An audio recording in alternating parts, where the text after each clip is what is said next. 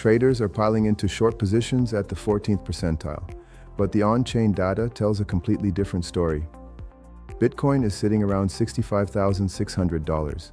The short-term trend is softening, with momentum fading on the 4-hour chart, but the bullish structure holds. Exchange outflows are accelerating as investors move to cold storage, a classic accumulation signal. Miners aren't selling, and SOPR is sitting right at break-even. Meanwhile, funding rates are negative, and leverage is at the 93rd percentile.